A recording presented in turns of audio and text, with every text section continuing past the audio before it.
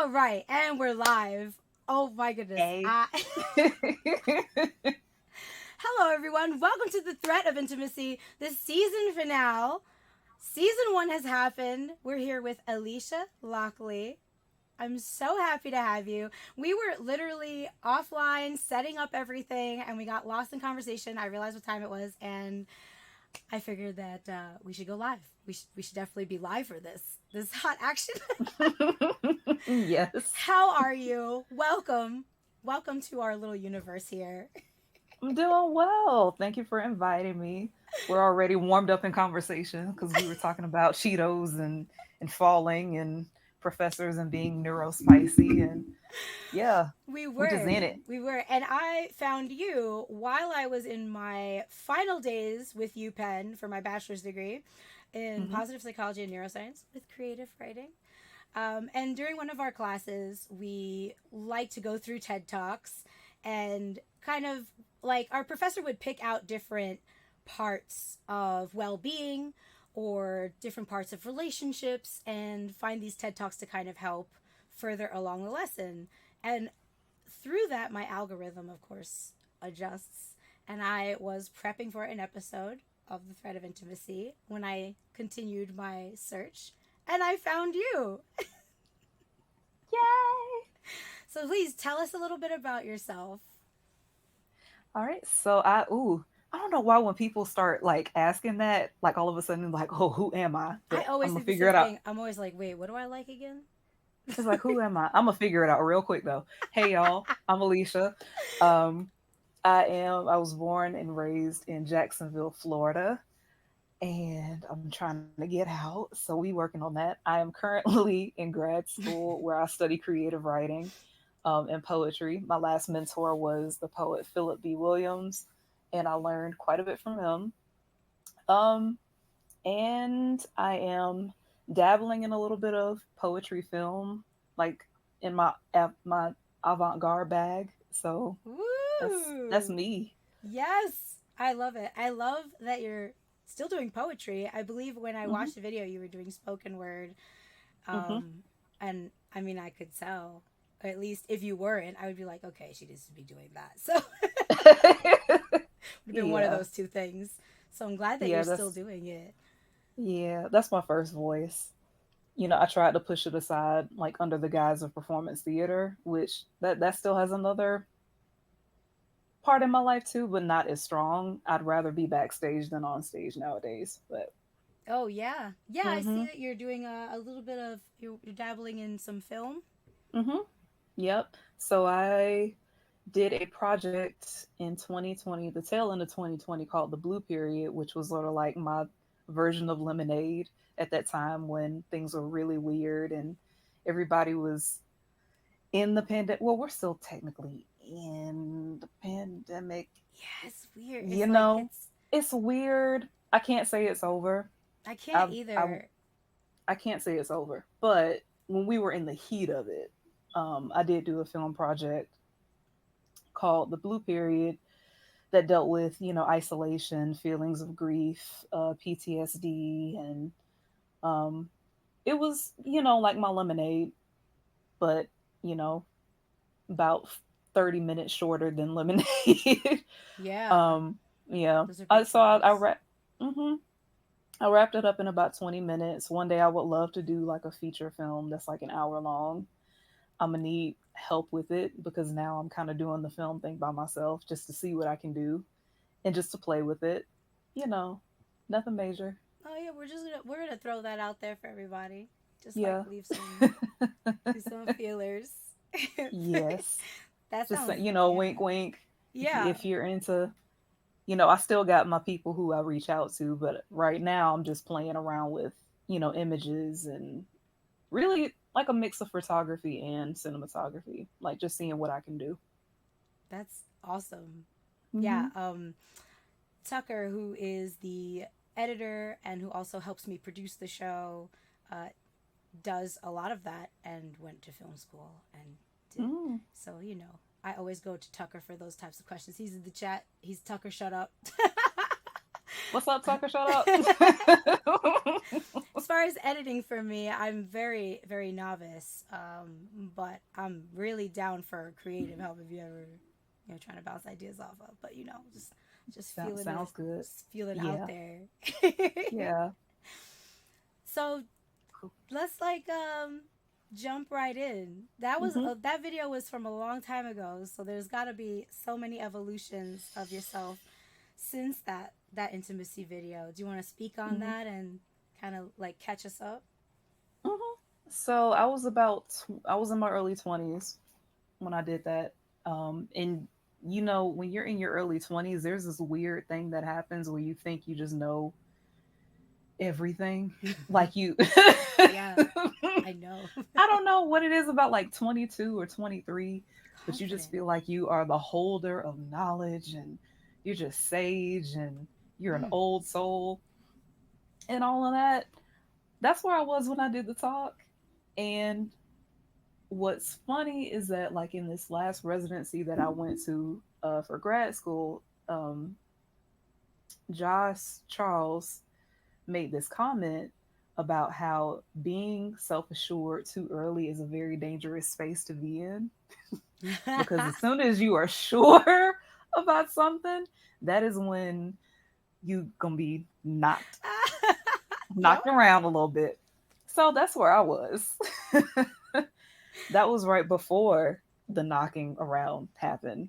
Oh. Um, Oh no. yeah, that you know, Oh. learned a little bit more about life. I know when I was thinking about intimacy then, I was thinking of it from like a Disney version. Like it's all beautiful and wonderful and um, it's all sort of sublime and sort of airy, but and there are certain things that I still take from that talk to this day. And I feel like my younger self is like standing somewhere with like her hand on her hip, like, but are you practicing this now? You said all this then, but are you doing it now, Alicia? Um, so I mean, the bit about it being about falling, or the bit about it being, you know, similar to gravity, how you surrender yourself to the fall, or like how when you start falling, you cannot undo that falling. That part I still agree with. Mixed with, like, if I were to remix that talk just a little bit, just a little, Yeah, yeah, um, yeah. I would add a piece about boundaries because I feel like if you are in a space where somebody is holding that sanctuary that I talked about, in that, they should also be okay with your boundaries. So, even though, yes, we can be sanctuaries for people, that doesn't mean that we can sign up and we should be sanctuaries for everybody. Yeah. That Yeah. part. That's the part that I learned after the talk. I learned that one. That's a real fun one. Hmm. Tired. Still learning it. No is a beautiful word. Oh, One syllable, two letters. yeah. No, it's hard, No. but it's No, good. it's hard. It is good. Yeah. Especially when you start to realize like that simple no is what's keeping you from like living in peace in some cases. Yeah. I don't know what happens between like toddlerhood and adulthood. Like, you know how 2-year-olds, when they're first learning the word, that's like their favorite word. Like, no, I don't This want to do it. no. No, no, All the no, no, time. no. No problem saying no. No problem saying no. But something happens. And I think, particularly with women, um, there's this programming, oh, you got to be nice, you got to be soft, and you have to be accommodating and all of this stuff. And that sort of takes place of that no, and that pushes your boundaries aside. Like it becomes more a thing of making other people comfortable with your presence rather than just being, Yeah. you know, I think just being. it definitely happens. You have to present a certain way, and I Mm-hmm. think being making other people comfortable with your existence is a great line, because having to Yeah. undo that takes so long. Yeah. And even still, uh, I think I've run into some people that hope there's like a I've done enough reps and I have Hmm. abs. And I think in my 20s, I was hoping that if I said no at the appropriate moment enough times, like I'd Hmm. have it. Yeah. That's not quite life, is it? You live with the ebbs and flows and the non-linear fashion of sometimes I'm going to not say no because I'm still a Yeah. woman in the world who is also a queer Latina who is Hmm. going to be programmed in certain situations to feel obligated to say, Of course, after you." Yeah. Yeah. And no problem. That's my thing. Oh, That's no the every. problem. No No, worries. I worked. I worked in customer service for like 13 years. When people say thank you, that's my. Even though they were a piece of work, when mm, fix it, Mm. Jesus. Even though,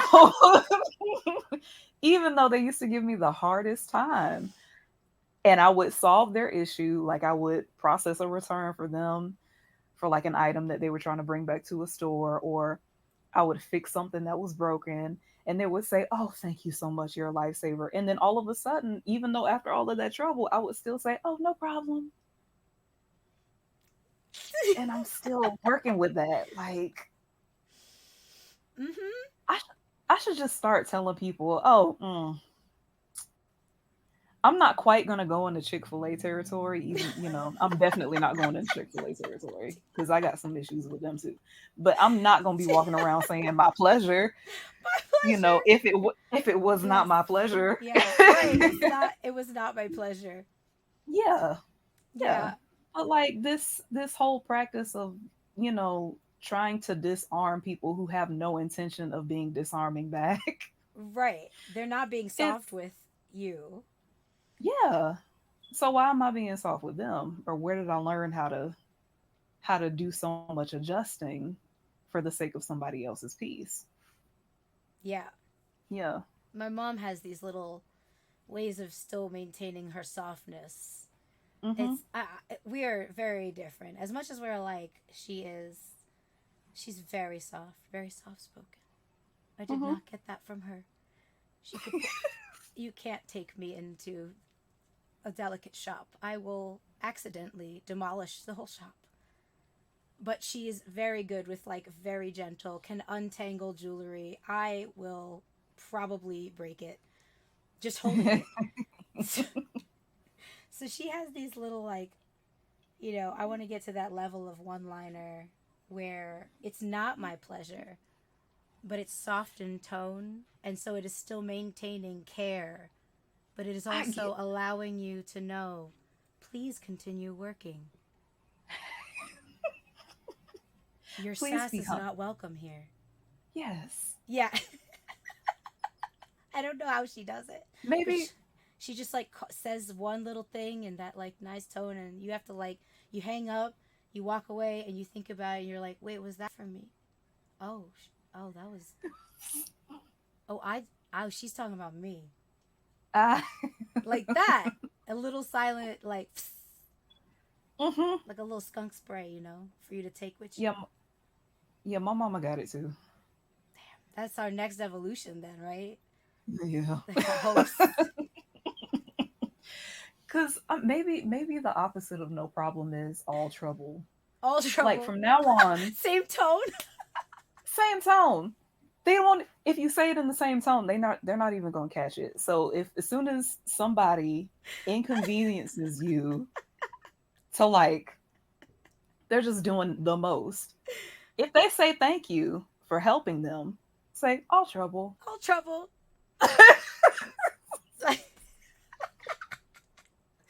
The man. Because it definitely was not no problem. Right. It was All definitely. trouble. It was all trouble.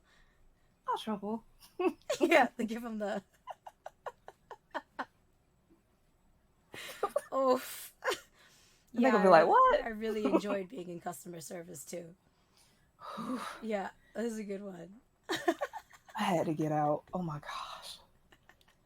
I code now for a library, so Oh, it, okay.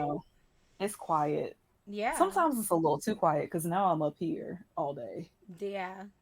like focusing on those numbers and making sure everything lines up perfectly. But yeah, I will take, grateful for the journey. I will take this over customer Overall service. problems. Over all trouble. Yeah. Yeah. Yes, definitely. And so what is intimacy like now for you with boundaries? Like what does that look like? Mm, it's selective now. A lot more selective. Um, I'm I'm gonna use a term that I don't really like, Ooh. for lack of a better term right now. Ooh. So, you know how people always ask that question, like, oh, what do you bring to the table? Yeah. Yeah, like when it comes to relationships and stuff, like, Yeah. oh, what do you bring to the table? And now I'm figuring out what it is I bring to the table. And it's the legs. Oh, It's the legs. the legs. It's the whole table. So I'm realizing now, um, in my 30s, that they're like, I'm realizing now that not everybody can have access to my table that I build. Not Yeah. everybody can have access to whatever peaceful environment that I curate for people, or that I've learned how to curate out of practice. Um, Not everybody can have access to my sweetness, especially if they have all the intentions to take advantage of it.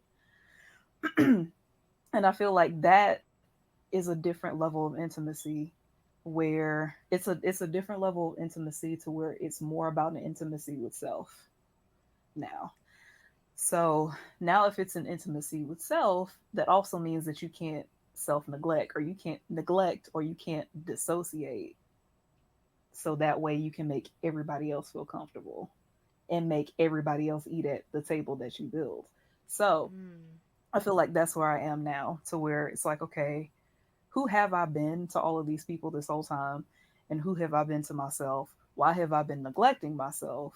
What are the choices? What have been the consequences of those choices that I've made? How can I get more in touch with me now? So Yeah.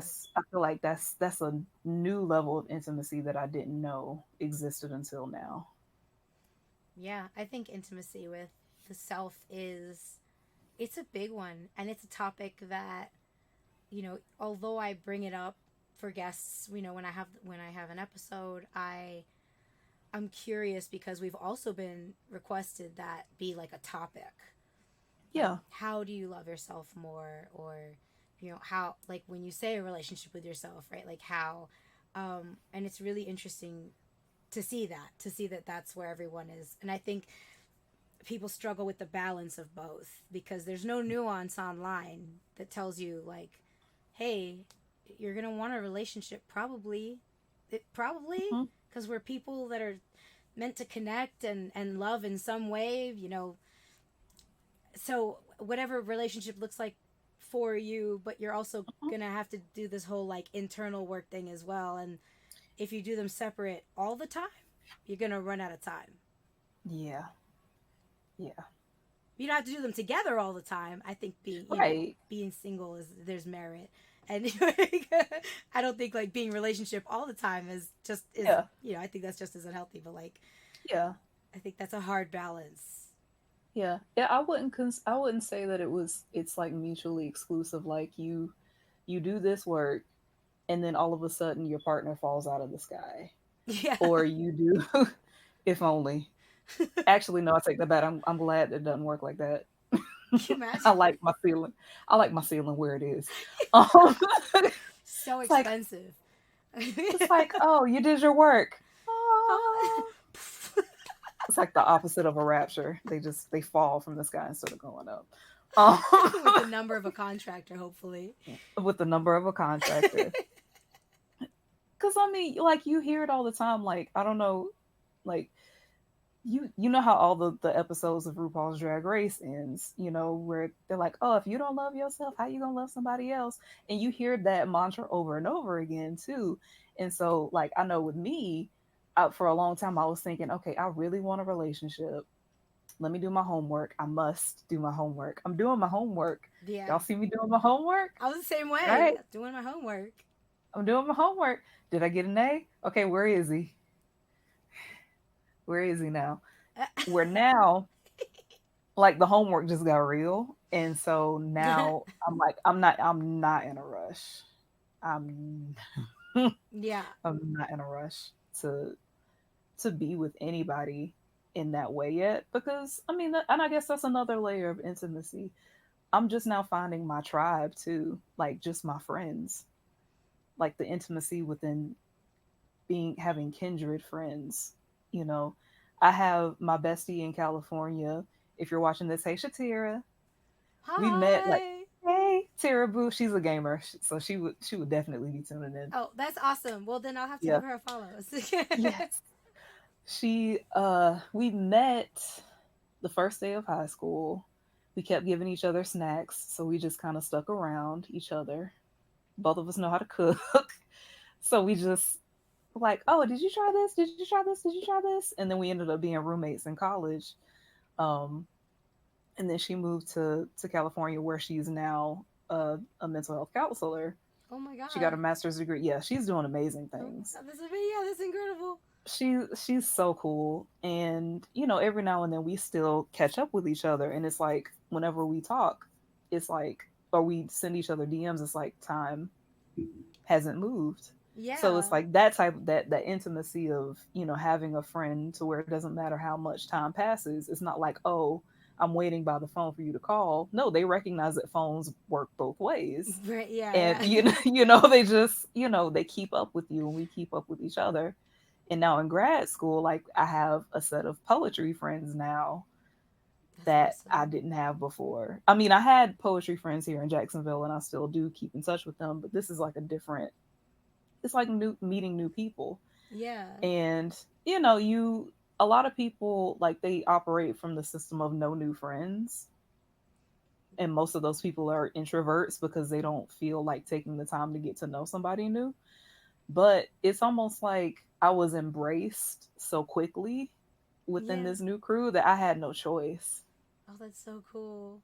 I had no choice. So Oh, that, yeah, they friend that's napped my you. yes. They I did get, yeah. They I friend got friend napped by napped. poets. By poets, how By charming. poets, It's yes. like the best type.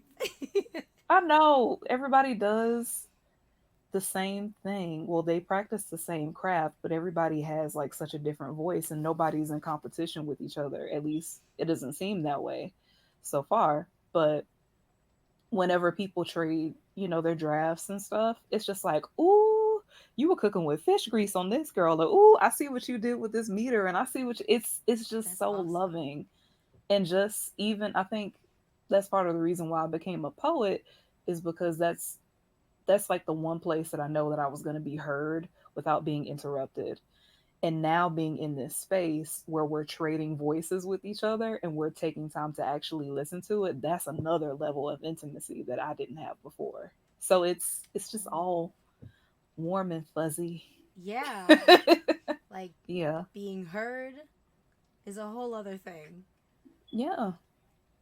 And having a space to share how you feel or how you are and not be judged, having that Hmm. safety. And it's like a brave space because you feel like, I don't know, there's this feeling around kindred spirits. And when you finally like start to find flow with friends, new friends, old friends, you can Hmm. make mistakes. You can Yeah. find your best self in those spaces, I believe. That's what I believe. Yeah. Yeah. I think so too. That's Yeah. amazing. And you all are working together too, and you're in grad Hmm. school. You get to do projects Hmm. together. Yeah. Well, it's some things we don't have control over. So when we go to residencies, we do get assigned into certain groups.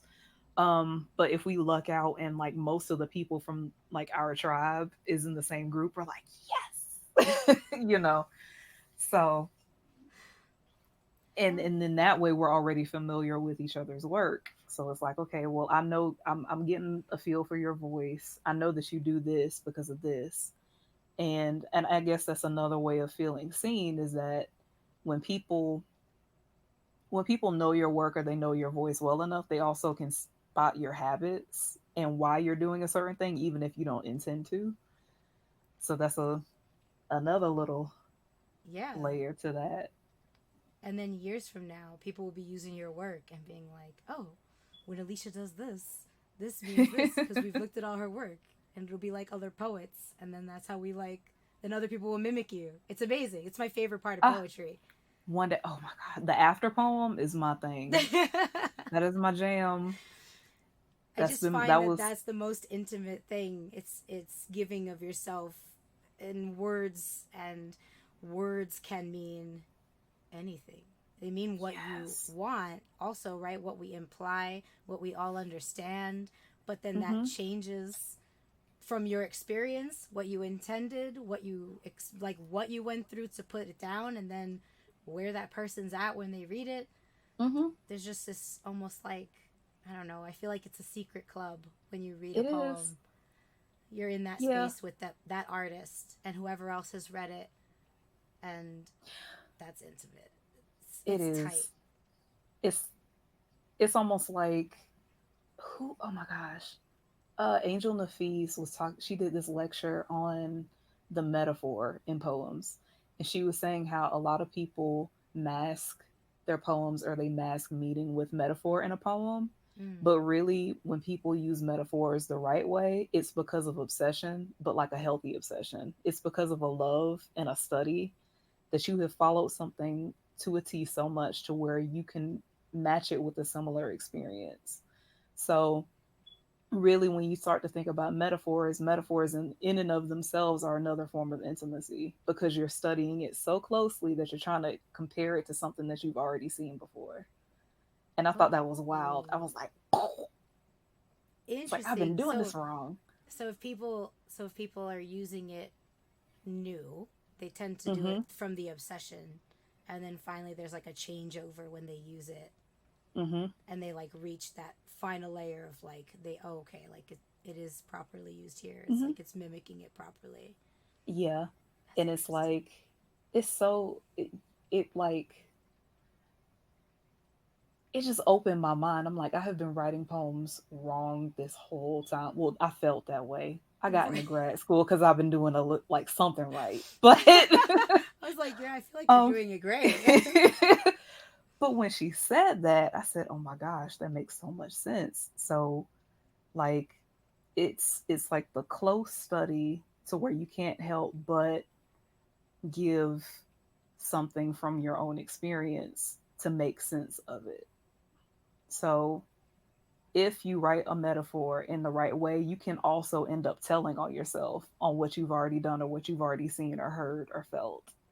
And I thought, Oh, okay, yeah. I have to go back and look at all Look at what you wrote. how much telling that I do. I'm pretty blatant with my stuff though. I think I hide things in capital letters and dates and Hmm. words that like, yeah, like double meanings. I have to see what kind of metaphors I'm using now. Yeah. Yeah, that's really interesting. Would you be willing to share any of your work? Yeah. Like reading a poem right now or something? Yeah. Yeah. Let me see if I can find something. What's up, Steezy? How you Uh, doing today? I see you in this. I see you in this chat. If anybody there's has any one. questions or anything they'd like us to touch upon while we have Alisha here, please feel free to throw it in the chat. Where was that one that I Thank you all for just. There. stopping by. I Yes. I have one. Where is it? have Oh my one. goodness Buster hair. My cat. Staring in these glasses every time.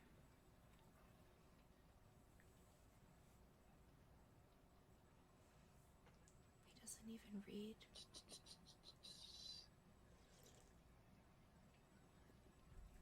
Where is it? Oh, I know where it is. I'm looking in the wrong place. So I did this one poem called Wash Day, and like it was talking about the ritual of washing hair and the intimacy that's actually shared between an esthetician and the client. Um, And there's also this thing that happens with, like, when you're getting your hair done, to where you feel free enough to let your mind just sort of wander places. And so That's true. I'm going to see if I can pull that one up, because I feel like Hairstylists that do one, the most. they do. They're like, I feel like they're undercover therapists, because they you Yeah. end up saying stuff that you did not mean to say Mm-mm. Every time. every time. It's like the bartender effect. I know. I always tell Although, them. It's similar. Less alcohol. yeah, that's what I was gonna say. Because it comes from the relaxation of the massage when you get your scalp scrubbed and you finally don't have to be anywhere. You're just here. Hmm. And that's where you're going to be until your hair's done. It kind of takes that responsibility out. It does. And like, I remember you mentioning something before we went live about how there are certain cultural aspects of intimacy that may not be universal, but if you say it out loud, somebody is like, "Oh yeah, that's true. We have something similar to that." So, like, when you go get your hair done, one thing that we're taught as little black girls is that you can't let everybody in your head. Like, you can't let everybody touch your hair, because whatever energy they're working with is going to transfer. Oh, Well, that's like a big thing. Like, you can't let everybody's hands in your hair, and you can't let everybody, mess up there, because that's where a lot of sacred stuff is. So, yeah. hmm. Yeah, that's, Okay. yeah, that rings familiar too. Mexican, Puerto Hmm. Rican, Italian, but I was raised with my mom's side, which is Mexican, Puerto Rican, and they're very careful about touching. And it's Hmm. different with hair and textures, but it is energy transfer. And I know it's, Yeah. for us, it's face and here in the chest and in the throat. Like Hmm. anything, like when people come to hug, I tend to pull my neck. So anything here in this like throat chakra area or like the crown, I'm always like, oh, hi. Like, because I Like, don't know from you the, yet. Yeah, I don't know you yeah, yet. This is all very intimate here. And then yeah. like I'll get hot in the back of my neck, you know? Like it's things like that energy feel. It's very interesting. Hmm. You can feel, like, you can feel it. If someone comes in hot, like, whoo, Whoo! It's like, whoo. okay. I don't know about you. I will map quest you the nearest beach. Please enter the water.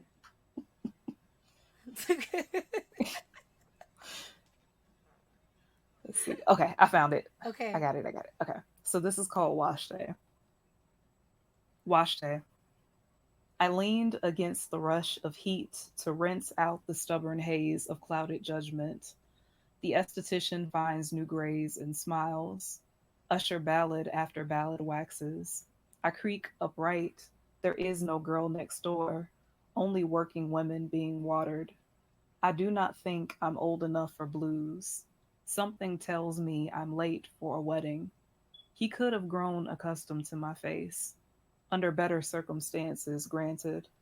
What was that other lie I told myself? Was it louder than a baby screaming? Yep. So that was Wash Day. Ooh. Yeah, I love that. Thank you. So many thoughts. So many thoughts. Like you're just able to like relax and then let the thoughts flow, remember things, say Mm-hmm. things. I always get in these deep conversations. With my and my hairstylist is also a friend. Like we became friends because of that closeness. Mm-hmm. Now I just stop and I'll be like, "Have you eaten?" Ah, I'm not the first person that's talking deep to you while you washing out this hair. right. To eat, you need a snack. If you're about to hear another 3 hours of somebody else. About somebody's man and how they, yeah. Yeah. I don't know how hairstylists do it, because there has to be, like, if you can't let everybody in your head and you become a hairstylist, aren't you in everybody's head though? So that energy transfer is still there, and I'm wondering, like, Yeah. like, what? Ooh, How do you maintain your like homeostasis? yeah. I think, yeah, I think that's gotta be like how I mean that's gotta be a thing we learn. I'd be Yeah. interested to ask Ryan how that feels. He's very sensitive to that stuff too. Mm-hmm. Um, and I can imagine. I know for myself, I'd probably have to have some kind of like mental boundary or block or like cleanse or Mm-hmm. and man, when you're starting out, you got to take any client. And then Just to what do make we that. do? What do we do for those that come to us and they just need somebody to hear us? How do we make room when, you know, they also need, and just as much as we also need to protect our peace, Mm-hmm. and they, of course, right, there's like a learning on both sides where I wish they knew because they also need to protect their peace, and at one point Right. they'll go home and realize the opposite coin of that. So for every coin we learn that lesson, then we'll get mirrored it back. How do we Mm-hmm. impart that empathetically by also providing that space for them? Yeah, that's a good question because I'm still trying to figure that out too. It's like I feel like when other people see you living well, or they see you, they recognize that you aren't pouring from an empty cup. That might have something to do with it too. Like if they see you practicing that self care, somehow that translates. I don't know. Like I feel like there's a fine line between being a listening ear and then just being like a sounding board for somebody. And I know all of us can't be therapists, um, but I think holding space for other people is definitely still important. Yeah. So if we see I don't know, it's like such a weird it's a delicate line to walk just to be able to, sit back and hear somebody. Um, but I feel like some of that comes from knowing what it is to be seen so that way you can see other people too. So sort of like knowing what it is to hmm, see now I'm really thinking about this. It's like knowing what it's like to need something, but also know when you're at capacity enough to give that to somebody else, I guess. Yeah. Like the continued investigation of our bandwidth Mm-hmm. and trying to adjust accordingly is the name of my game. Yeah. Yeah. Because there's that, like, you know, I think, how do you know when when we become too helpful and enabling, and then we're not helping ourselves, like our laundry's not getting done, Mm.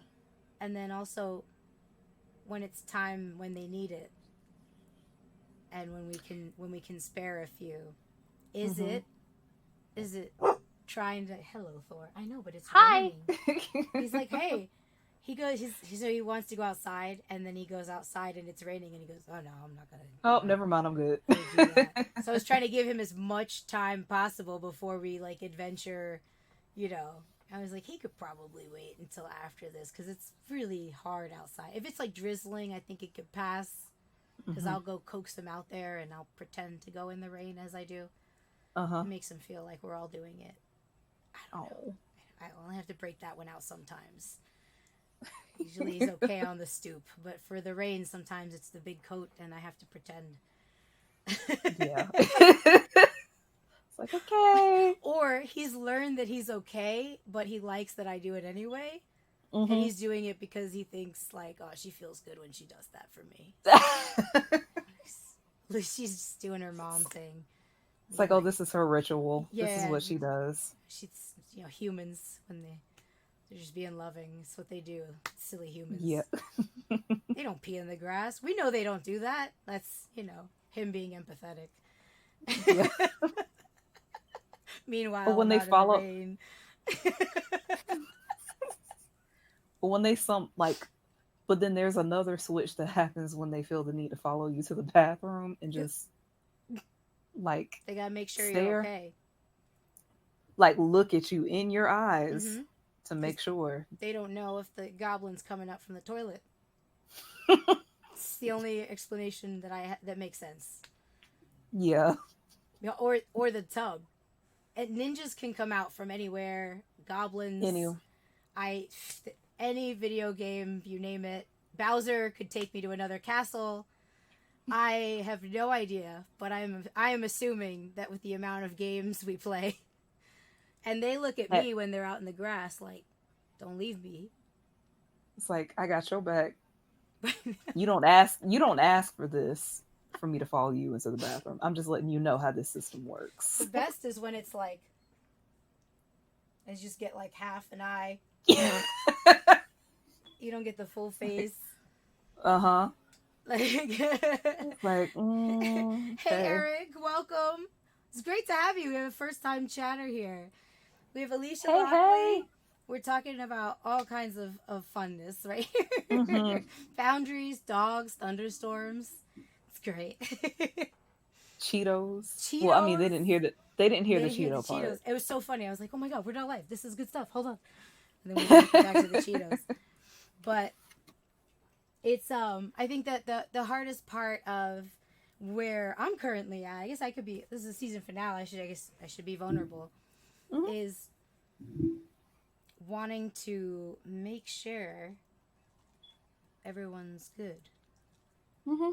while also practicing being good, Yeah. and then testing the limits out. And then there's, occasionally 2 days of the week, every once in a while, I'm gone with a migraine. Or three, depends. Yeah. But it's like a science experiment for me Mm. anyway. I grew up doing art and music and science. I only got into wrestling backwards. Literally, I fell backwards into it. So Oh, that's cool. so so for me it's always like a personal like intimacy and empathy. I didn't have those words when I was little. It was Hmm. just curiosity with myself. Hey, we got Sage in here. Sage is a good friend of mine from wrestling. Hey, And hey. and then developing that, I saw as a kid, and then at 10, 10s, 20s, there's like this lack of, and people didn't want to be vulnerable. They see it as a weakness. And I was like, "Oh, well, I'll Yeah. show you." I thought that was a good idea. Yeah. No, so and and so now it's forgot this artist. Tucker knows it. Tucker just gave me this artist that sings this song. It's really really good, and it's not intentional. I think people are looking for ways to find that intimacy with themselves. And while yes, there are those people in the world that will for sure like they want to zap you because they're already at the top and they're probably afraid. And I Mm. find that Mm. a lot of that malicious behavior and control or need for power is all fear based. And the Yeah. further you get here, you're just like further away from yourself. Hmm. And the further away you are from yourself, I think that just leaves room for the chaos and casualties of everybody in between. That's a harder fall. The real hard fall because you're That's a falling from yourself. Like from you've yourself. left on Yeah. yourself, and you're taking everybody down with you. But we Yeah. don't know because those people got to deal with themselves, and we have to Hmm. do that with our gaps in between, right? So the closer we stay in vibration with ourselves, the less dissonant we are. Yeah. I think I so. agree. I think that's the one, Tucker. I'll send you the link of that one. But he sings So it's about manifest. working his way up, and how others will then try to like see you coming up and dim your light, whether intentional Hmm. or not, or fear based because they're with you in it. They're in it with you, Hmm. and Hmm. they're just with you, and you're glowing, so they glow when they're Hmm. with you. But then you don't have any left with you. You don't have any left for you after. Yeah. But that's realizing that not that we're not renewable sources, but in a sense that we are. Like we can't be stomped out unless we say so. Right. Right. Yeah, we can definitely get back into um we have things about ourselves as human beings, that pieces that are regenerative, and I feel like love is one of those things. But on the flip side of that, fear also is too, because anytime we get into a situation where we don't recognize something, like if it's something that we don't like, or if somebody is shining just a little bit too brightly in a way that looks suspicious, that's when that fear comes in. So it's not, I don't really think that the opposite of love is hate as much as it is fear. I think So so. I agree. yeah. I think it's love and fear. Mm-hmm. So Because it's if like you're whatever you. hate, I think it's still in it, right? Like if you're Mm-hmm. aggressive with it, that's entanglement, but you still have feeling for it. You still care. There's still an obsession in hate Yeah, that I could still feel branch that. off of love. Mm-hmm. Yeah, maybe misguided, but it's still It's misguided, but you're in yeah, it. it's a different kind. It's just like an obsession. It's like you want to stalk it. You know, you can't leave that thing alone so much that you have to like hold it close enough to detest it. Yeah, yeah. I would be more worried about apathy, which is, Yeah. that's my concern for the world. Is that apathetic? What could I do? Mm-hmm. Eh, It's like, oh, it's not my problem, so yeah, therefore. But if we're all connected, then it technically is. yeah, Like there's no such thing as just a like a blank issue. yeah. Like insert issue here. All of them are going to be eventually find themselves in that same link. Like all of the little things, they all just like head back to the one Mm-hmm. overall. Yeah, I vibe with that. I feel Yeah. similarly. I feel like everyone's saying like the same thing, and even the polar opposite arguments of today's climate, they really just want to be heard, and Mm-hmm. they're saying similar things. They they're just missing the steps to get there. Yeah. But Mm-hmm. I think that's Everybody everybody is trying to survive at the end of it, even if it means not caring about somebody else's survival, unfortunately. So it's like, oh, I don't have time to think about that because I'm dealing with XYZ. And I feel like that's where a lot of people find their apathy, and where a lot of people, they don't feel the need to hear or see other people other than themselves. Granted, yes, their issues are important. It's just that if you can't see outside of your own need, then you're going to think that other people's issues are smaller. yeah, Yeah. it's just like a circle, and then just the lines get wider and wider. Mhm. Yeah, Yeah. that was my favorite Yeah. part of ethics, is combining it with morality and like the clash that some of our ethical views as a whole will have with like our morality just in our own selves, like across different countries, or just Mhm. like just having like general discussions in an ethics class of like, here's ethics, how does morality work, Yeah. and then having that like, well, they should flow to a certain extent, but it seems like initially a lot of those things tend to bump heads like that, Mhm.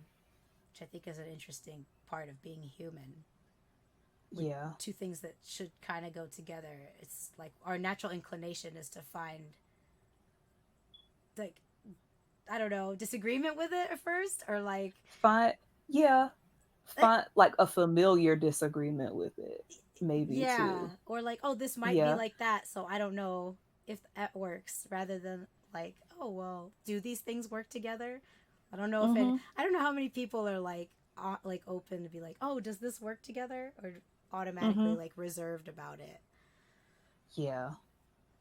It's One of my favorite words that I learned like within the past 2 years, there's this book I read called The Dictionary of Obscure Sorrows, and it has like all of these. It's a cute little book too. It's like velvety black with like gold trimming, and it It's looks like perfect. something out of the Addams Family. It's so cute. Um, on the inside of it, they have these words, but then a lot of them are like neologisms, like combinations of two different words that people just smash together to make something new. But they also have words like, petrichor, which is the smell of rain, um, or they have sonder, which is the word that I'm thinking about right now, and it's the realization that everybody is living a life as complex, if not more complex than yours. And when I took my first plane ride for grad school, this I want to say it was in December. Yeah, it was this past time. Okay, what is it? I took my first plane ride ever. I had been putting it off for a while, but I had no choice this time. But I got up in the air and I looked down and I saw all these other cars and all these like teeny tiny little, these tiny cars and these tiny buildings, and like you can see more green than you can see concrete at a certain point. And I was thinking to myself like, "Oh my gosh, I am just as big as these people. Like I'm just like from this angle, I'm just as small." Yeah. And everybody is working around like somebody is probably at the hospital kissing their loved one goodbye for the last time. Somebody is probably in a park meeting somebody for the first time, like for their first date. Somebody probably just found out that they're pregnant. Somebody, like, all of this is happening down below these clouds. And I'm in the mix of that too. So it's when you think about it like that, you can't help but you can't separate issues. Yeah. Yeah. It's like Horton Hears a Who on that little speck, the little. Exactly. Exactly. It's very unifying. I love flying. I haven't flown in like a minute, but for a while traveling was like a lot of that. Yeah. And it's that moment where you get to see everything and you're still on the rise or you're on the descent and it's like a little bit of a drop. Hmm. So it's very mortal for me. Yeah. It checks me. Feels like a roller coaster. On a roller coaster you're buckled in, but at the same Hmm. time, and you're in a plane, like you're good. Like I just still have that like Uh you huh. see everybody's the same. We're all different, Hmm. but we're all people. About this big. Little Well, teeny with tiny. these complex thoughts. We're just trying to Hmm. make our way through. Yeah. That's why I think it's important for people to let themselves get to the good stuff. Yeah. I hear people so afraid to date, or they'll ask me like when, or they'll ask me questions about dating in general, Hmm. or and I try to ask them like what they want. Hmm. I'm not involved. It's gonna be y'all two, I mean, or y'all yeah, three, or right. Yep. yeah. Yep. This However. is your house of however many you're having Hmm. today. Um, and I think across across the questions I've gotten, where it comes in with bandwidth and allowing in the space, I've tried to use more language here to carry less.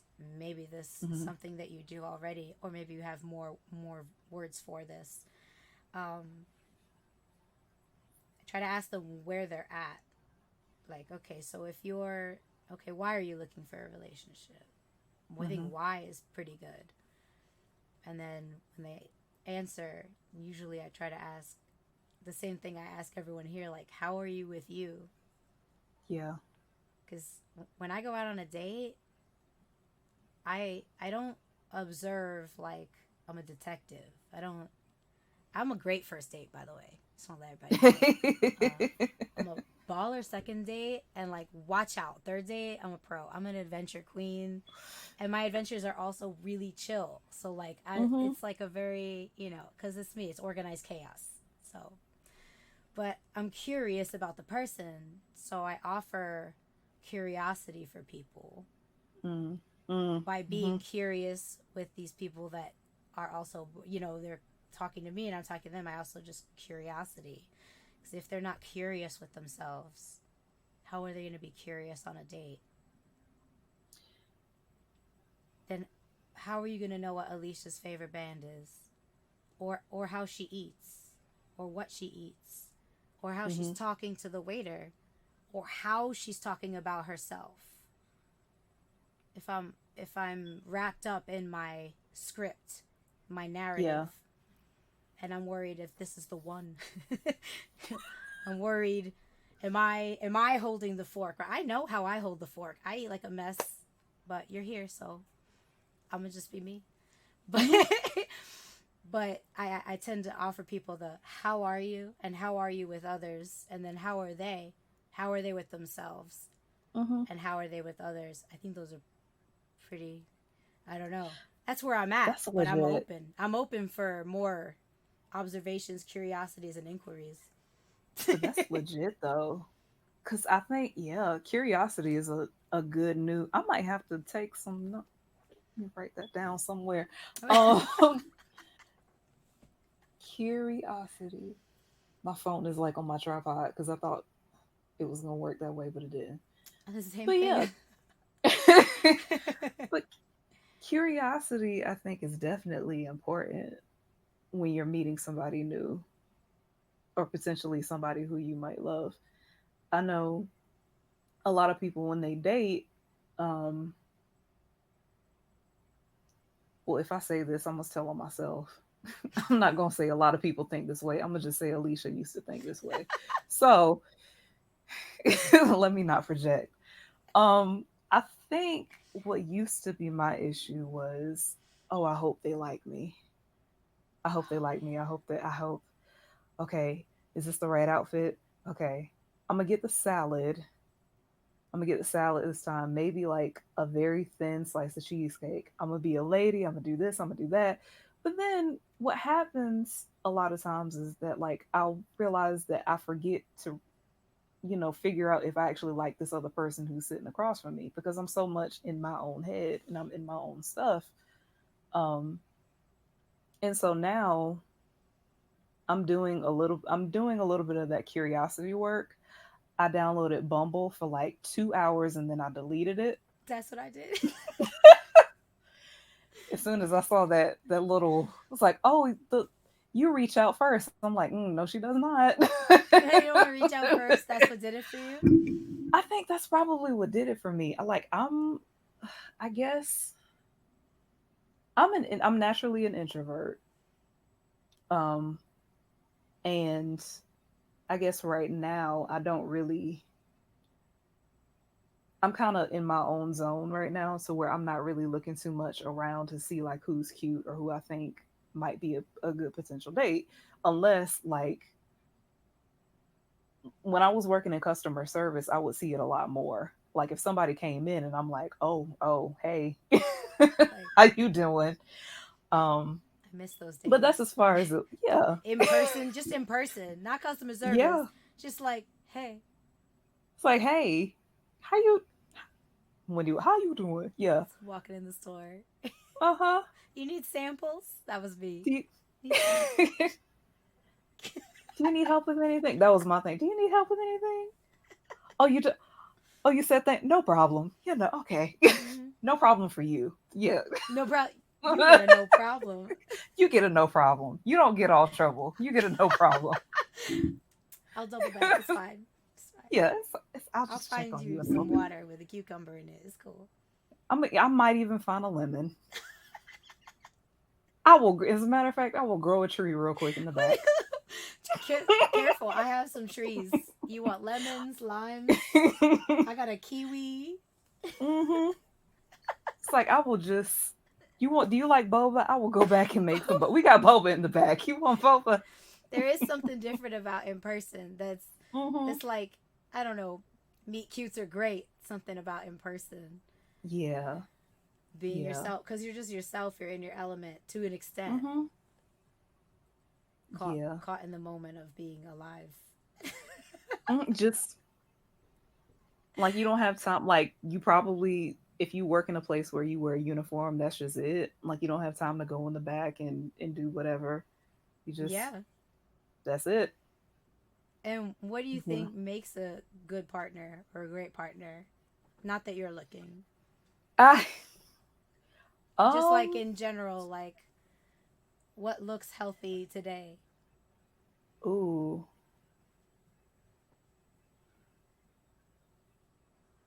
So okay. Would this be like after we've had a few conversations with this person? Or is it like this is just my general idea of what the relationship could look like? Like this is what healthy looks like. Tell me what works. We Okay. can yeah. I feel nowadays I'm drawn to people who make space for me to be soft. Um, I'm drawn to people who hold doors open for me, figuratively and literally. People who don't make me, people who don't make me the main person who's going to be doing most of the accommodating. Something that just feels different or something that's refreshing in that Mm, way, you know? Um, someone who's got legs. somebody who got some legs. Amen. To a table. Mm-hmm. You're looking for like a tighter mirror. Yeah. Yeah. Yeah, a little more Yeah. simpatico. Is that it? Is that Yeah. what we're saying? I've heard that I a few think times so. recently. Hmm. Yay, Omega! Welcome. Omega Pyro is a regular. It's pretty great, Hey. and Omega always has some great stuff to say. So What looks healthy today? Yeah, that was a good way to say it. tomorrow we're gonna learn something new about ourselves, and something That's else true. might be healthy. I know I was looking for the same things. Someone who allows Hmm. me to be softer. Um, that go ahead. You know what it is? I think, and I just had this epiphany a couple days ago. I should not have to ask over and over again for this person to be gentle. Oh, Because if it's right, then it should not hurt emotionally, physically. It shouldn't hurt that much. Granted, yes, in relationships you have moments where like you get on each other's nerves and you have hardships, but I shouldn't have to ask somebody to be gentle. And I think that's probably where I am. ooh, yeah, Yeah. yeah. There's this open space of what's like recently I've been watching some stuff and studying and talking to some people, and it's how can you tell, which is tough because like we're not in each other's anything. So if Hmm. someone brings you, how can you tell if it's that like the good pain? Bless how you. how can was that Loki or Thor? I think it was Thor. He sneezed and walked away. He was like, bye. Come here, baby. How can you tell if it's the good pain, the growing pain, where somebody Hmm. and you are trying to figure it out, versus like this is an unhealthy pain? And that was a tough question for me, especially, especially studying all the psychology. I was like, but because then there's the neurological response that we learn over time, and if the person has had any trauma, which we've all had Hmm. trauma, but is it acute? Is it repetitive? Is it big? Are they like these Hmm. big events? Yeah. So without being able to know how your nervous system has adapted to your environment externally, internally, what signals your body has learned to adapt survival mode wise. I found that a very tough question, only even just from the physiology side. But then Hmm. when I got to the emotional side, I remember my mom would always tell me, if this is clouded and this is blocked, then there's pain. Ooh, we might have Mm. frozen. Let's see if it, like, so if this is it and you're feeling that pain here and you feel like you can't talk, then Hmm. that's the wrong kind of pain. And I was like, Yeah. these are all really, though, I felt like it was so tough, so I figured I would just bring it to the chat because I was like, Yeah, that's so, yeah, that's hard to distinguish, especially if you're somebody who has had to grow up fast. yeah, that's a good way to put Um, it. yeah, if you had to grow up relatively quickly and to the point of taking on the responsibility of being accommodating or of not mentioning those things that would create peace within you or not being able to set boundaries, it Yeah, is difficult to distinguish, like, okay, am I being a baby right now? Or is this just really bad? And it's hard to find that line sometimes. yeah.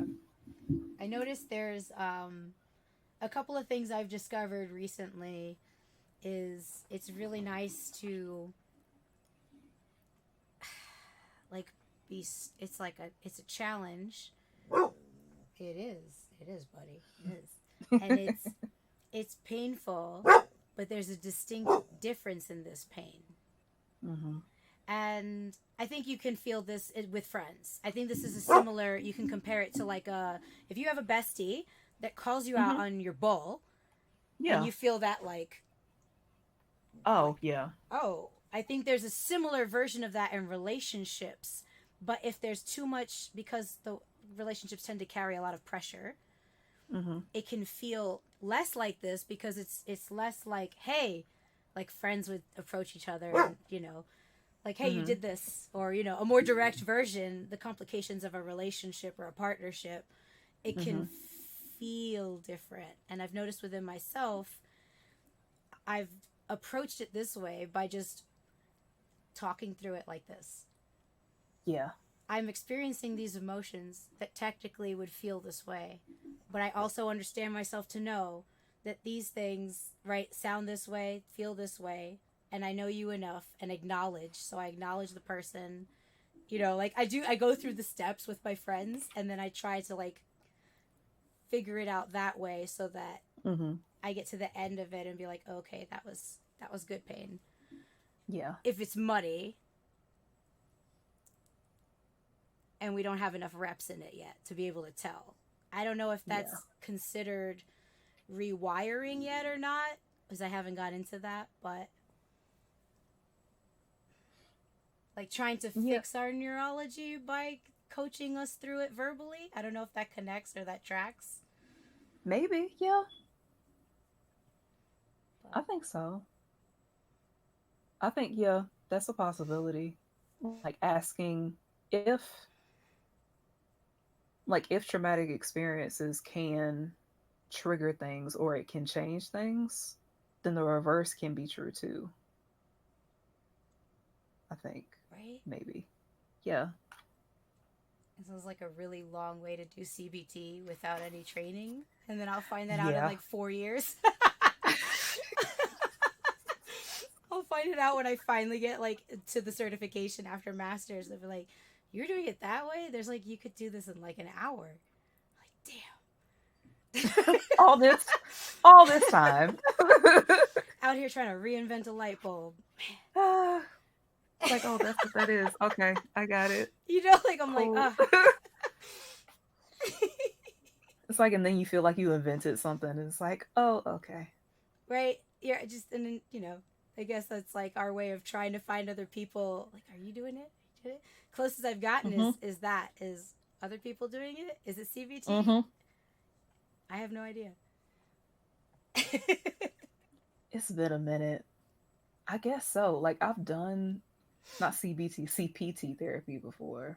Oh, And I know a lot of that is about, because I know CBT is behavioral, CPT is processing. oh, So interesting.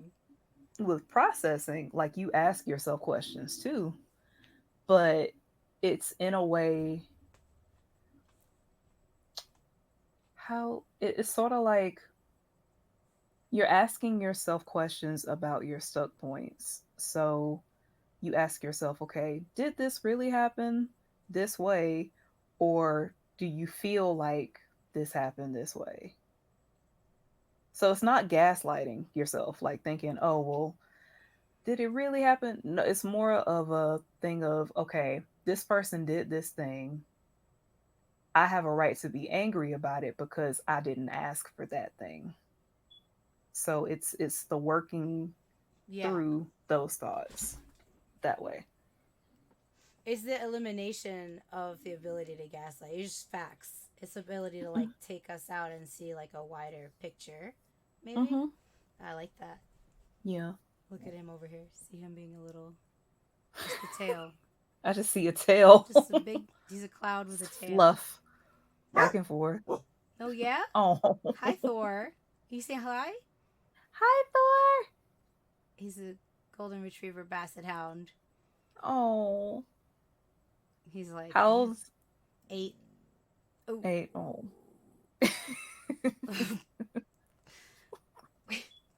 did I did I leave anything in here or did I eat them all? Did I eat all your treats? No, we have coupons in here. You can't eat those. You have to wait. You have to wait for your treat for a little bit. And you can't have a pizzle because you've had those like I don't know, like a few like pretty consistently this week. So it gets salty.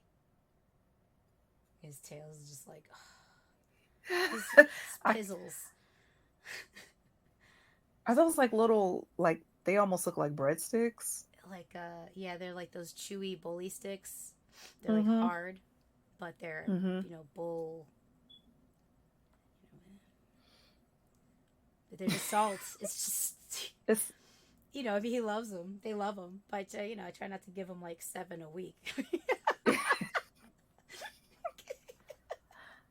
oh. He's like, give me one or give me ice cream. I'll try to I lure probably him. shouldn't repeat it because he might have like favorite words that he kind of like has in his mental bookmarks. You want to come here about it?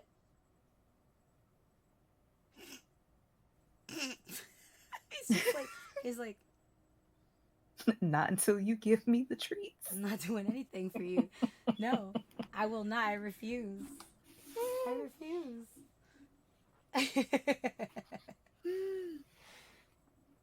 So tell me what you think about. How do you think?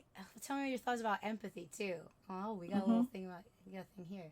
Can't say I always succeed in the moment, but that's similar to what I try to do: remove myself and ask questions about the situation.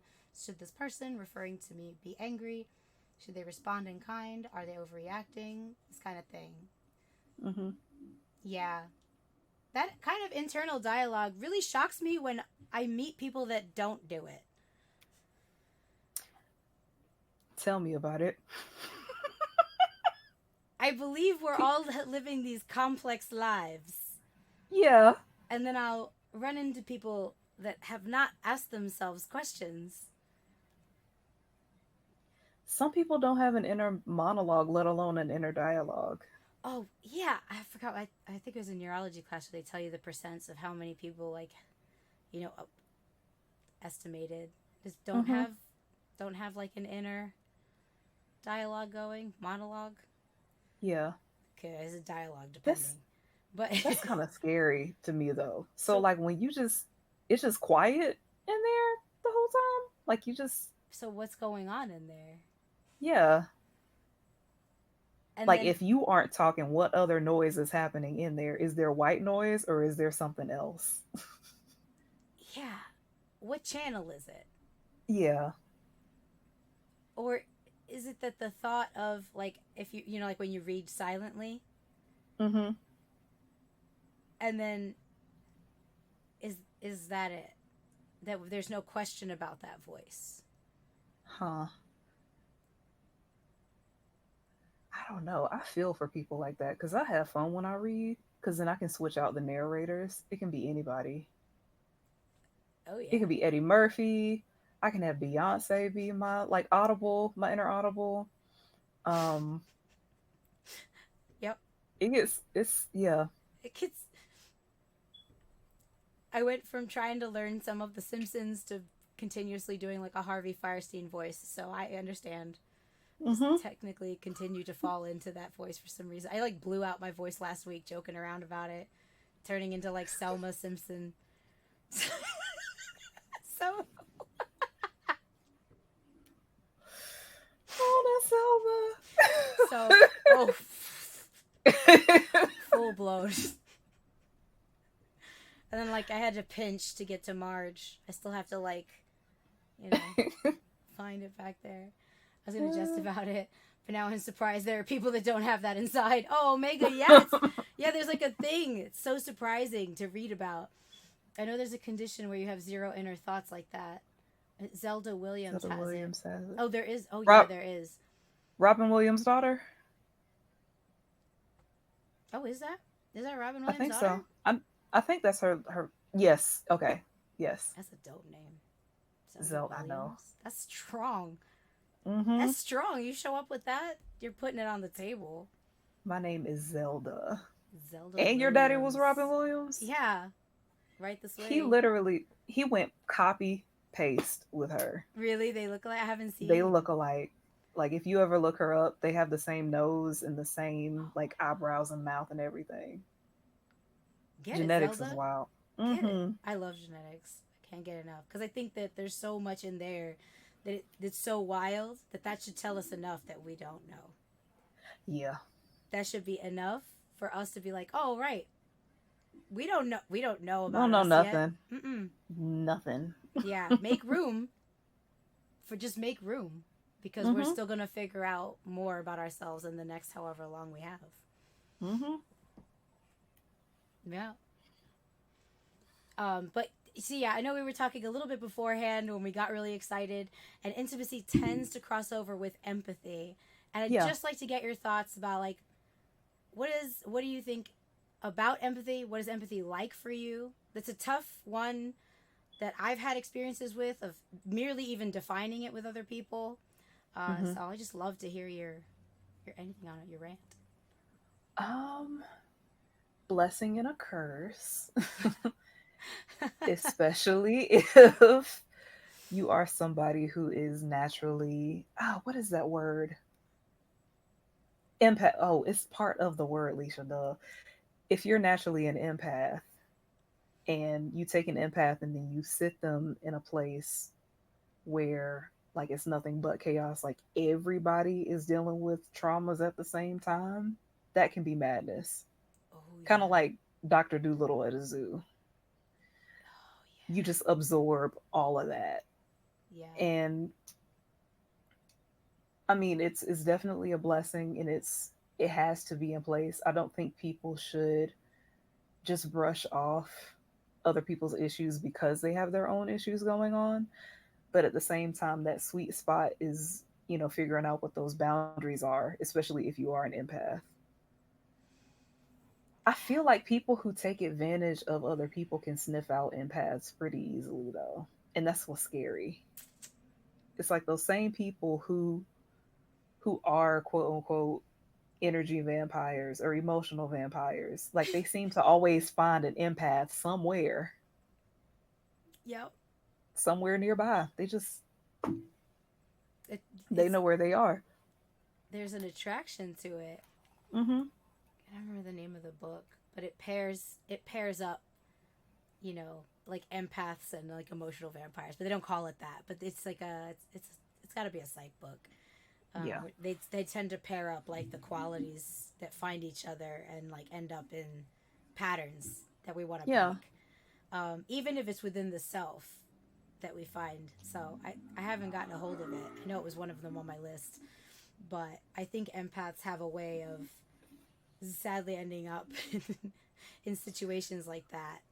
Mm-hmm. What are there anything or any experiences you could share or things you've learned for how to manage life like that? I know I am an empath. I'm still recovering from 2021. So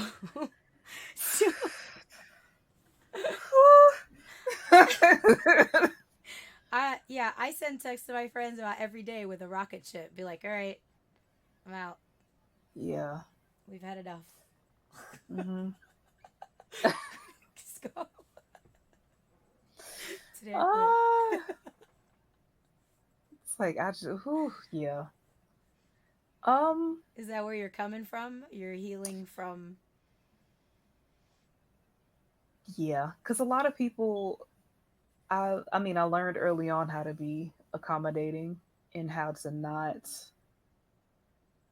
put myself in situations to where I felt like I was about to get in trouble, and that getting in trouble to me felt like whatever inconvenience I was causing somebody else, or it would feel like somebody's disapproval of me trying to figure out what my boundaries were at the time.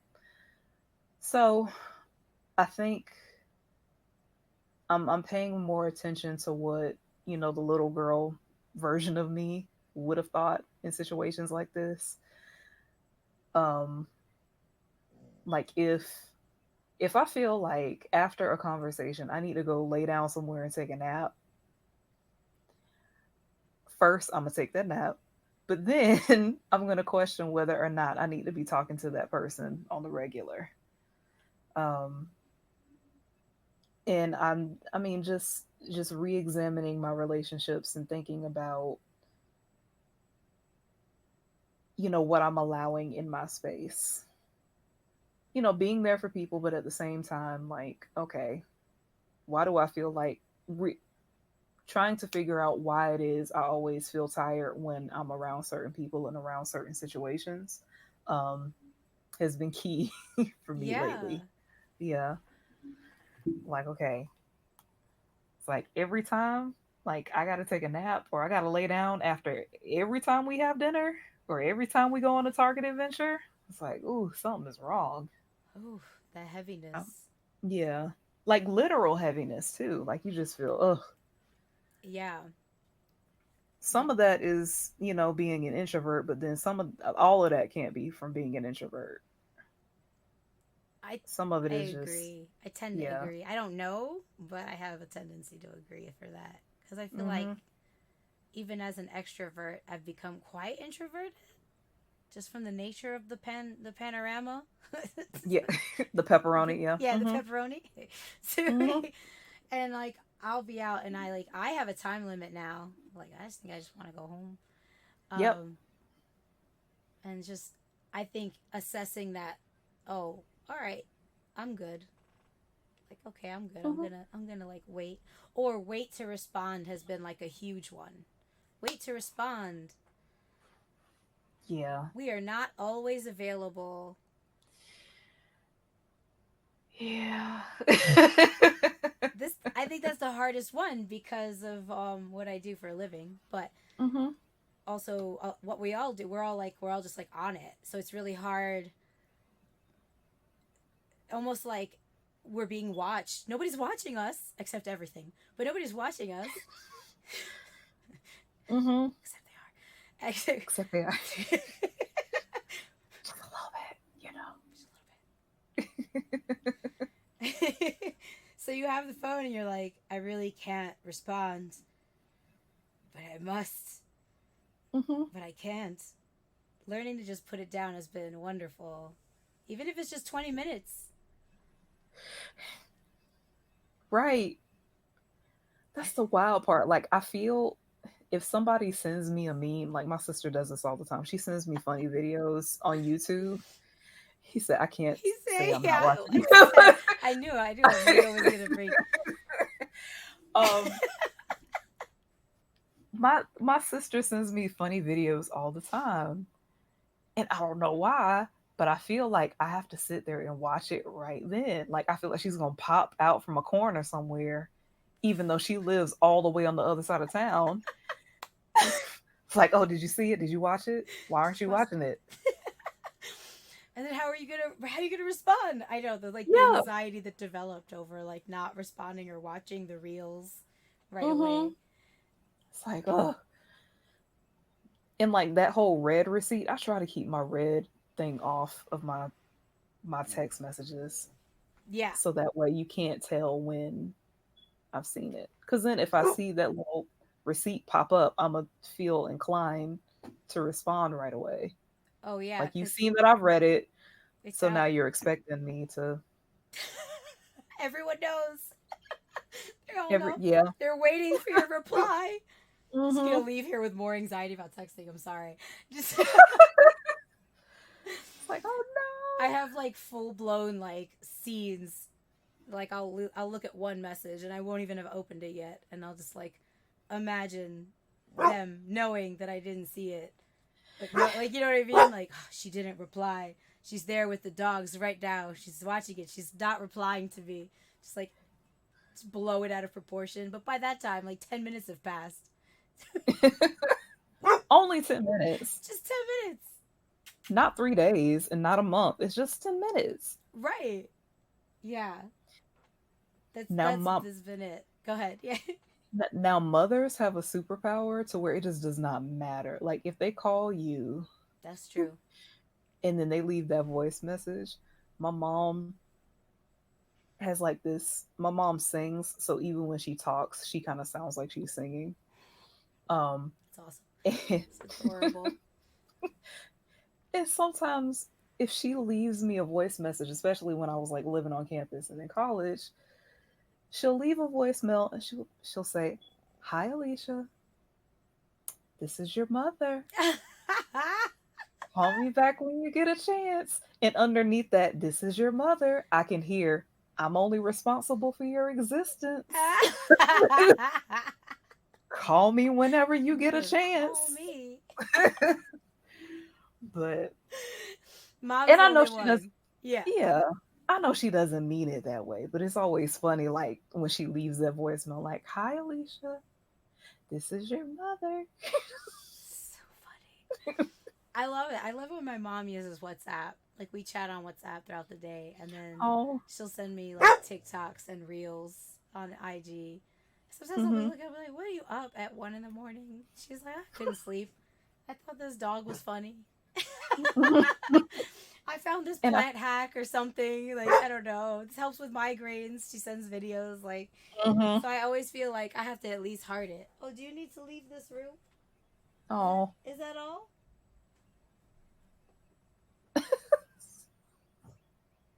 I just see. Oh, you can't see him from here. He gave me the who. I just saw the tail Yeah, like on the way baby. out the door. Yeah, you gotta wait. If I say you have to go pee pee outside, are you really gonna go? Are you gonna go pee pee? I could take a 5 minute break.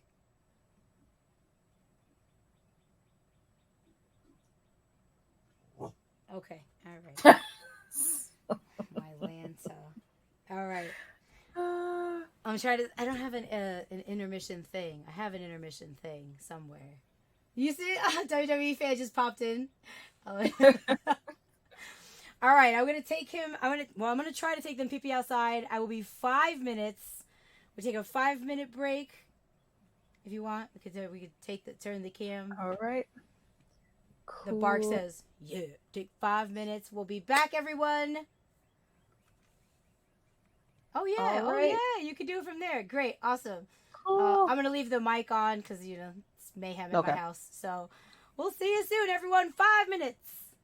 Ready? You ready for this? All right, come on, come on, come on. I know, I know, I know. Are you ready?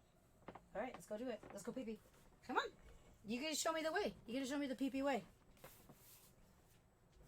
Pee pee, yes, sir.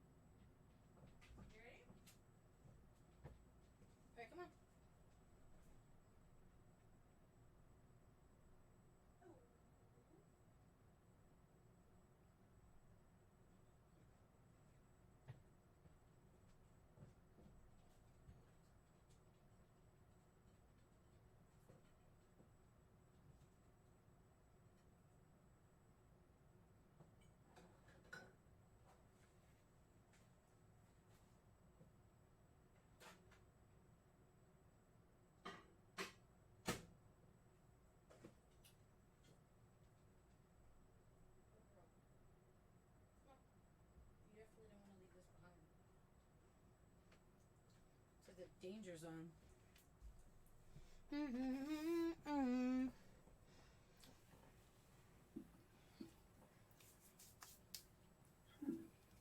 Ooh.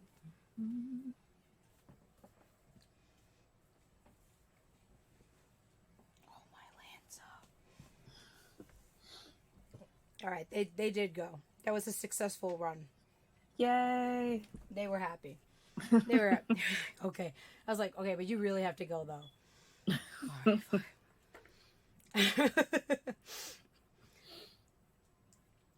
What do we got here in the chat? Oh, how's everyone's day going? I want to roll questions to the chat.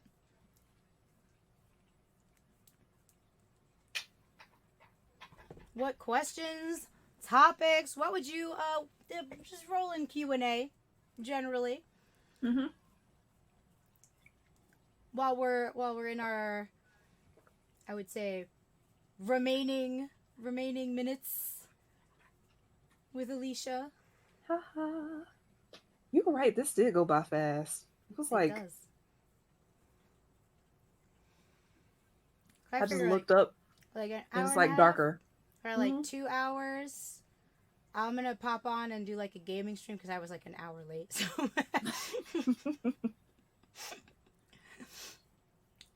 I feel like I want to order some like butter chicken after this. I used to live in Tampa for a Mm. few years. It was fun. It was mayhem. It's Florida, but Mm-hmm. it was fun. Yeah. Florida's mayhem. Yeah. Florida's mayhem. Yeah. I'm not going to deny it. But And Tampa so, does. so what is something that you're working on currently? Right now, I am slowly working on my second book. I feel like it's going to turn into my thesis in grad school. That's awesome. Um, Oh, that's so cool. I'm slowly writing this one because I mean I don't. I've kind of disowned my first book. I know. I It wrote it when I was happens. like 26 because I was like, oh my gosh, I have to have a book out before I'm 30 because everybody else has one in the poetry community that I'm in. And the process was definitely rushed. But now that I'm over 30 and nothing blew up and nothing exploded, I'm like, okay, I'm gonna take my time with this next one. Like just Nice. as the poems come in and as I'm editing, I'm doing like a lot of slow editing. And you're editing it Um, yourself? Do you have somebody working on mhm. it with you? I bring a lot of stuff to workshop in grad school too. So whenever I get to hang out with my tribe, I'm like, okay, y'all, what do y'all think of this? Do y'all think I should change this? Do I think I have them another set of eyes to look at things? What's it going to be about? I don't know yet. It's like a so far it's been about grief, I think, because I lost like two major people from my family within the past few years. So a lot of that has been about grief, and navigating that and just what the world looks like when you have people who you're used to seeing not in their places. So Yeah, yeah. that's huge. Mm-hmm. I think the ways in which we talk about grief aren't enough. I think the closest new way that I hear grief being spoken about that I think should be more is in Human Resources, the show. Mm-hmm. Grief is a sweater. I have heard this. And I mean, it looks like something out of like, a trippy. It's a big woolly sweater. Yeah. Um, and he has a very low, disarming voice, very comforting voice. And you don't see him often in the show. Mm-hmm. He's there after all the other, you know, emotions in a sense, right? All the other things we go through in logic and love and right everything run their Mm-hmm. course. The hate worm, you become the hate worm after the love bug is no longer, and you go through and you do everything possible, and then it gets quiet, and then you see grief, and then Mm-hmm. but grief comes to them, and he's like, I got you, and we're Mm-hmm. gonna get through this. And I think that's a new way to explore grief that not many people do. At least not enough people Yeah, are talking about it. that's true. I think for a while I tried to outrun my grief or I tried to outwork it. So, I kept myself busy with a lot of projects. I got into grad school because of a fear about my own mortality, or because I thought that somehow the feelings were like going to just run up and just choke me. And so I was like, Sneak let me, attack. like, I need homework now. Yeah, yeah. I need something else. I need something else. But the thing is, grief is going to catch up with you one way or another. Um, and I'm learning that.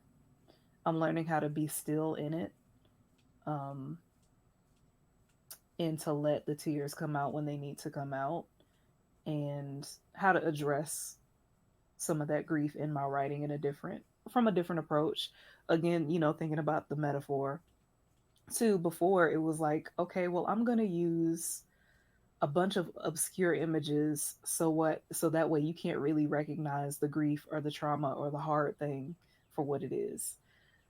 But now that I have this new idea of what a metaphor is and how it works, now that gives me another opportunity to sit with these grieving poems and be like, okay, but what is it really? Like what can I compare grief to that I have already seen before, even though this is a different kind of grief that I'm seeing now. Yeah. So it's making me sit with it more. I don't like all of it, but I'm doing it. it yeah, yeah, it's a harder one to sit with. Yeah. And there's like, it's like no one Did your around knows how to say, right? Like no one around knows how to respond to people in grief, and so there needs to be more words for it. Yeah, So I'm glad you're doing that. yeah. I just saw Thor just Did you see walking him by. walk in? He had his ice cream. I got him. But he ate that Because just between now and the minute we got in. Like, that was it. Slurped up a whole cup. That's like I half a just can. I saw the door like creak open behind you while you were talking. I said, "Wait a minute." Come here, bub. And he's under the desk and he's gonna give me those eyes. Hmm. Licking his chops, saying he's never had ice cream before. Yup. That's Marshall. Marshall never stops meowing. Oh, Don't worry. He will meow hi, more. Marshall. I wish he would just come so I could pick him up. My other cat will just give me 2 feet and I could pick him up. Sometimes Yeah, a small connection to something, a small similarity, means a lot to our own understanding. grief Grief in in this this case. case. Yeah. Yeah, That that ache that never goes away, how they are and the place they hold, and how fast life moves. It feels like it moves faster after for some reason. mm-hmm. I kept this little card, and I think it's a sticker. I don't even know. It's a little, like, I don't know, square from my travels. So that's why I don't know where it came from. It was in my suitcase with my gear. Mm-hmm. Um, and then, I lost my mentor 2021. Mm. But we didn't get time in between from when she was my mentor and when we hung out to like the in between part where I guess I grew up in wrestling before Yeah, before she passed. And I had that little card from back in a suitcase around the time I was around her. mm-hmm. So all these years, it's not like it was from her. It has nothing to do with us. It has nothing to do with. But it was just in my suitcase, probably from a stack of stickers or something that gets caught up. Um, and it says, in a nutshell, emulate the parts of the people that are no longer with us, Mm. as like a way to show, right, as a way to keep them alive. Yeah. So I stick it on my mirror. It's on my vanity mirror in my room. I didn't know what else to do uh, after all these years. Um, but that helps. I hope it helps someone else Mhm. in our like well of we've all we're all going through it in some way or Mhm. but Definitely. because it doesn't I really make it better. no. It's grief is so weird. I know when first it was my grandmother and then it was her daughter, my auntie. So when the both of them when it set in that the both of them were gone, it's almost like just the whole world shifted for me. And I Yeah. remember for a little bit I kept watching Alice in Wonderland every single day for like a month Yeah. because that was the only thing that I could really compare, I guess, my grief to at the time. Because, when you're in that first, I guess, the first stage of that denial, like the first stage of grief, which is denial, it's like, no, they didn't really go. It's like, you went to the funeral, you did all this stuff, but it's still like, it's still fresh and you don't know how the gravity of it is going to affect you later on. So it just felt like falling down that rabbit hole. And I just kept watching that movie over and over and over and over and over again because that was the only thing that I could really grasp. Like, yeah, this is it for Yeah. now, at least. I get that. Mm-hmm. Yeah, that's a great. So yeah, Mm-hmm. something that grabs you and has that same feeling, and you just stick to it. And I'm the same way, especially for that first week. Like I can't even put into words what I'm experiencing. Like Mm-hmm. what's even happening. Of course, like there's just feels almost like it's just a shell shock. Mm-hmm. And I'll just like rewatch a show. Like here we are, Modern Family, fresh off the boat.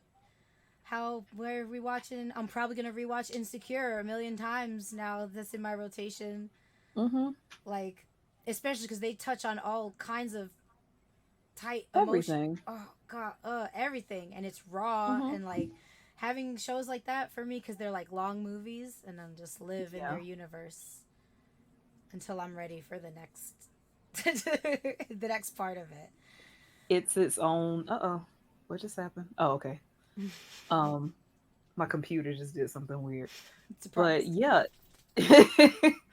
my yeah, like those movies and those TV shows have their own world and it just never stops. Like according to the story that has been written in that show. And Yep. there's even like a new thing. Oh, excuse me. I hope you didn't hear that. That burp came from the depths. Don't worry, they growl at the same time.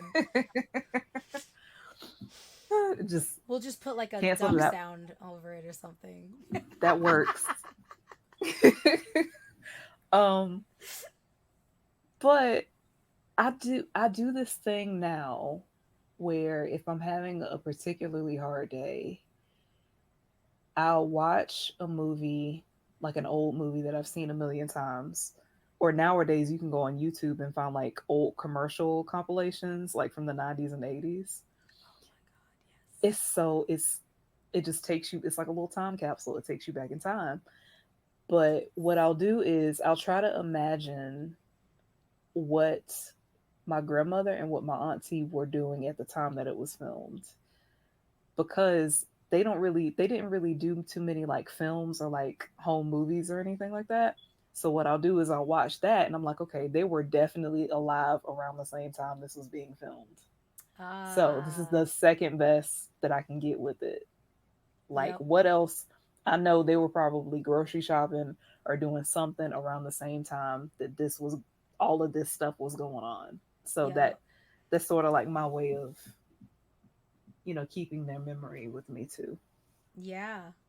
Yeah, we oh my god, yeah. That we just rediscovered a song and it reminds my friend of his family cleaning on Saturdays cuz Hmm. it's off a playlist like of like some dance. It's Jelly Bean, the band Jelly Bean, and it's called the Mexican. It was in that like dancey type late '90s Mm-hmm. kind of music. But even just Yeah. hearing it kind of took us all back. We didn't clean with him on Saturdays, but we were all like there for our own versions of what happened on our weekends, and so like that kind of brought us back in a time capsule as well. Mm-hmm. And music and video really are like poetry as well. That's what's so important about the arts. That's why I love it so much, because you can just I turn it on know. and like take you there. Mm-hmm. Like you can just go back to that moment. Or you can go back to that moment and then find a new layer of something that you didn't remember before too. So Mm. like just like poetry, and I think that's the reason why I like poetry so much is because it's almost like a glass of wine. Like whenever you have a glass of wine, the drink is never the same because it's a living thing. Same thing with yogurt, but wine sounds classier right now. Yeah. Ooh. But it's a living thing, and that's why people aerate the bottle like when they're about to serve it to people is because it's just going to be a different taste. So in that same way, like when you come back to a poem, you're going to see something new, or you're going to find a new flavor or a new layer that you didn't see the first time. And do you have their art or things that they've done or? I have, oh, I do. I have a quilt. Oh, it's in my storage. Oh, no, no, no, no. It's actually right here. One second.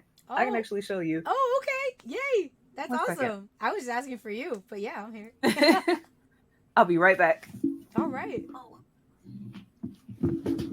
oh,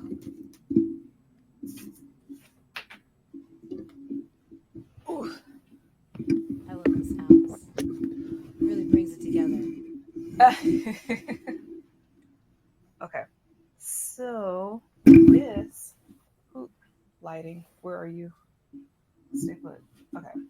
So I actually have a quilt that my grandmother made me when I was like 6 years old, and it has followed me everywhere Oh in my my life. god. So when I first moved out This to is go to beautiful. college, I took it with me, and it's this one here. Oh god, it looks so And when I had soft my first, too. it is super soft, and the underside of it got a little bit tattered, but then I went ahead and sewed it back up together. I stitched it. Yeah.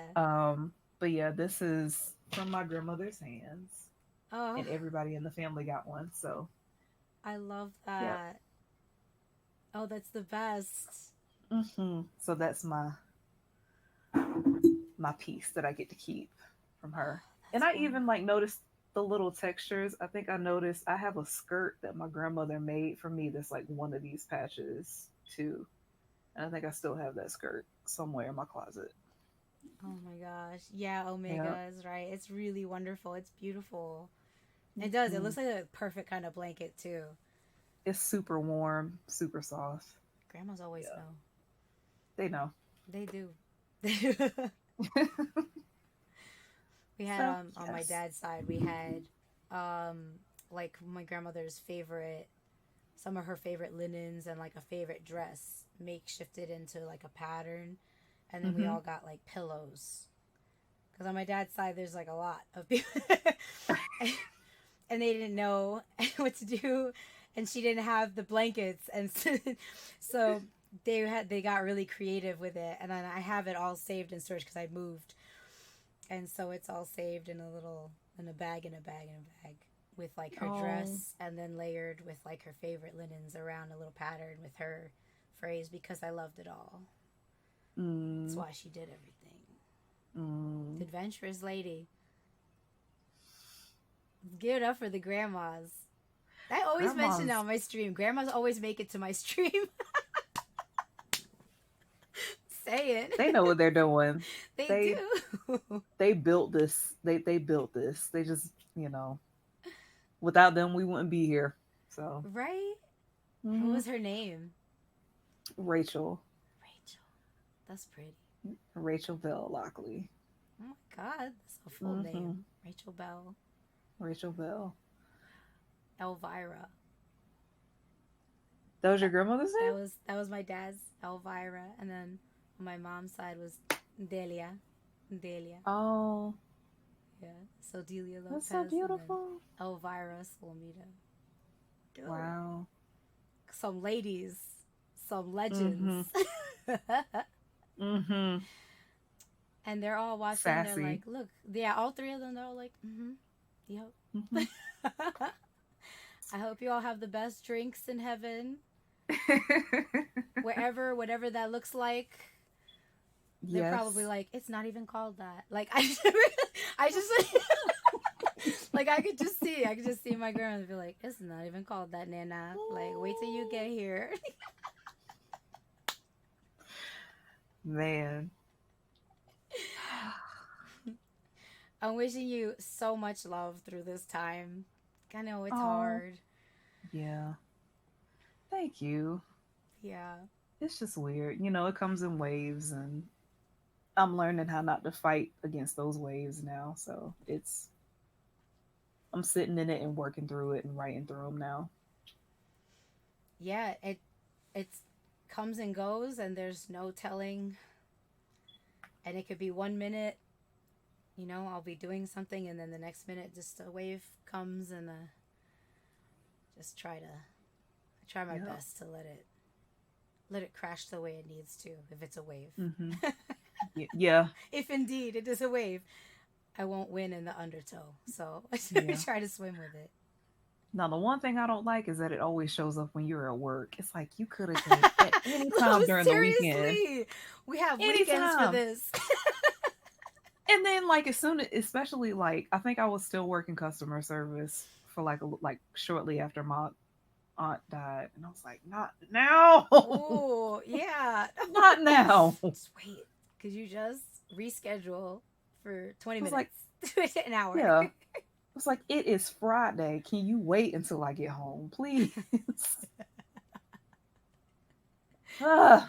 That'll be the next evolution we'll find. It'll be scheduling and how to understand that the wave can crash later. There's got to be some like, hey, wave, we're going to crash as soon as we get home. And the wave Mhm. is like, oh, okay, I'll grab Starbucks. That's like the next. That's what I'm waiting for.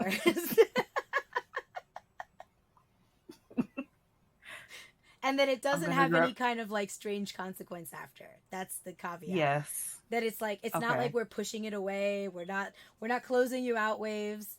We're totally embracing you. Yes, of Hmm. course. It's just now isn't a good time. Like, just go chill. Just Go get a wait. frappuccino somewhere or Right? get. You need a Yeah. snack? Hmm. It's gonna be a minute. Like, I will address you in a minute.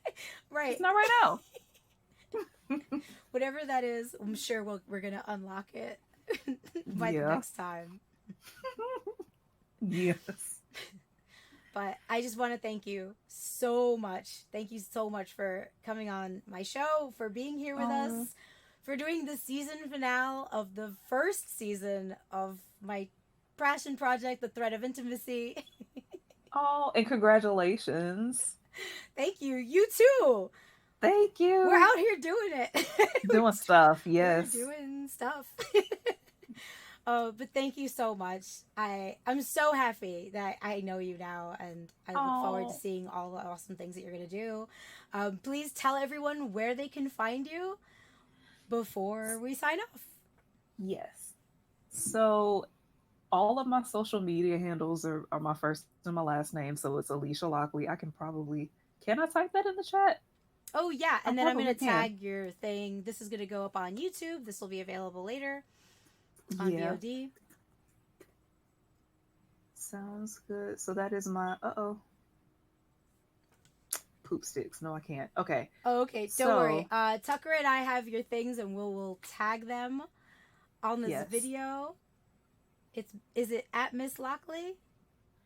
At Miss Lockley on Instagram, and it's Alicia Lockley everywhere else. So on YouTube, I just got rid of my Twitter. So I'm trying to figure out where I want to be. Do I want to be on Spill or do I want to be on Thread? I don't know yet. So Yeah, they're all one of coming out of those, the woodwork now too. all of them. Um, but if you type in Alicia Lockley in Google, all of my things will pop up there. Awesome.